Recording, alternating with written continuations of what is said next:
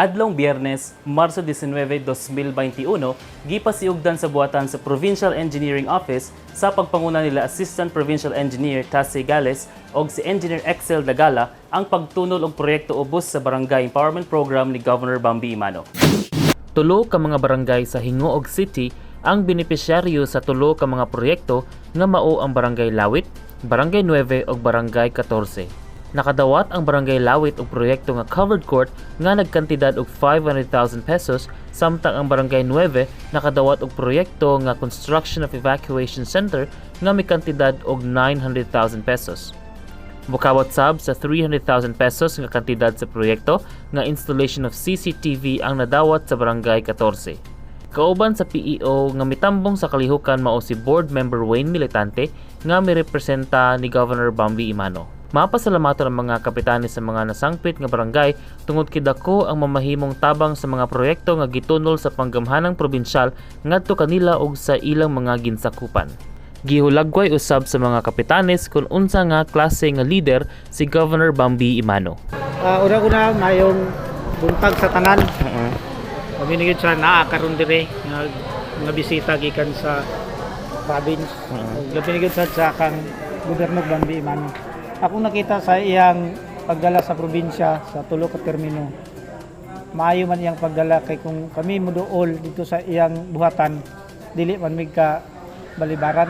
Gani sa una nga panahon sa pilmerong termino niya wala man ko ni suporta kay dito man ko sa Pikas, pero pag duol namo mangayo mig proyekto, una ang multicab, sunod ang covered court, wala man niya balibari og iya manggihatag kung unsa ang mga gikinanglan sa among barangay.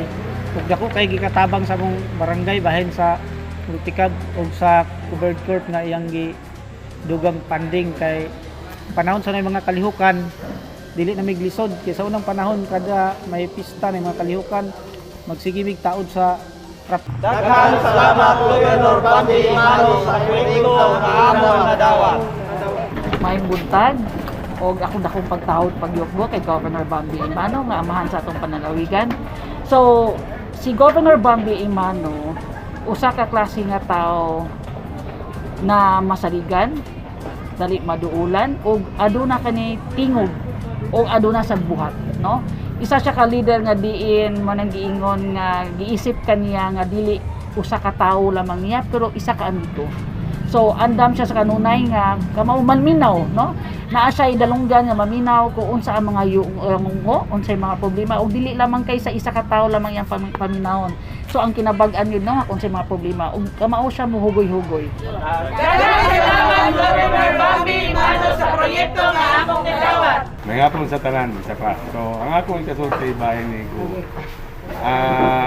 Sa tanan nga nangaging nga gobernador, karon kami nakadawat nga silbi proyekto gikan sa gobernador kalabi na kay Bambi Imano sa CCTV o sa moabotay pa nga project.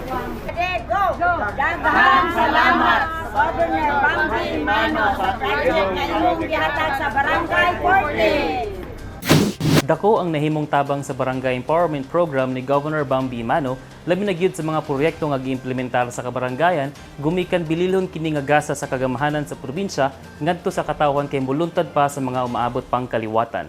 Kauban si Mark Anthony pareha sa kamera, ako si Lambo Danny Obshama Jr. alang si Limpyog Mataro nga panggobyerno, Padayon Pilipino.